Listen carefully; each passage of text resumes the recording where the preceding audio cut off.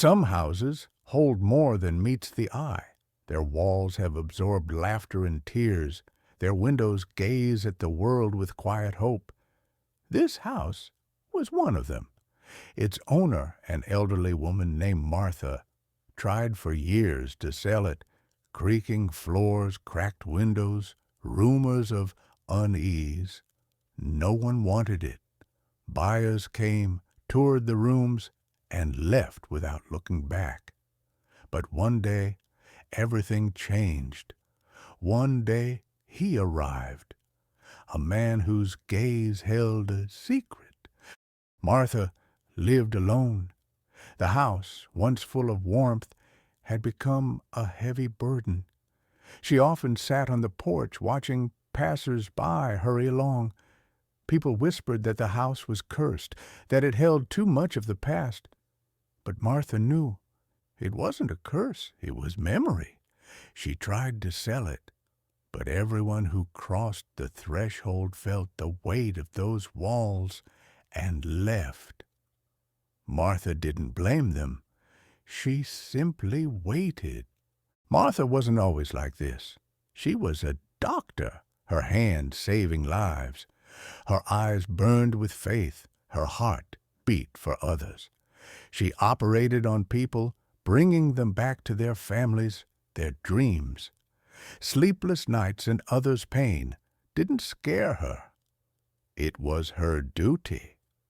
In this photograph, yellowed by time, she smiles. But the years stole her strength, and the house became her sanctuary. And her cage. Behind the house was a garden where Martha once loved to rest. The roses she planted had long withered, but the gazebo still stood, holding the echo of her thoughts. She remembered her patients, their faces, their gratitude. One young man stood out in her memory. He was on the brink, but she pulled him through. Back then, she didn't think it would matter, but life always repays its debts. And then he appeared, tall, in an expensive coat, with eyes full of weary determination.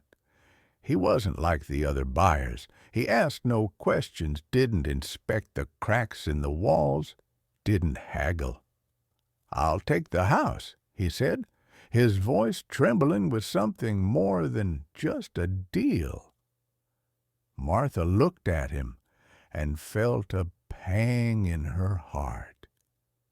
Somewhere deep in her memory, his face flickered, but she couldn't place it. In her memory, that night came alive. The operating room, the smell of antiseptic, a young man whose life hung by a thread, an accident, blood, desperate seconds. Martha worked, not thinking of herself, her hands moving as if they knew what to do. She saved him. He was just one of many, but his eyes, full of fear and hope, stayed with her. She never knew what became of him until this day. After the sale, he left her a letter. It read, "You don't remember me, but I never forgot. You saved my life in that operating room when I was a boy caught in an accident. I built a new life because of you.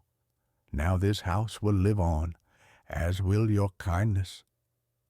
Martha held the letter, tears rolling down her cheeks. She didn't know her hands had changed not only his life, but her own.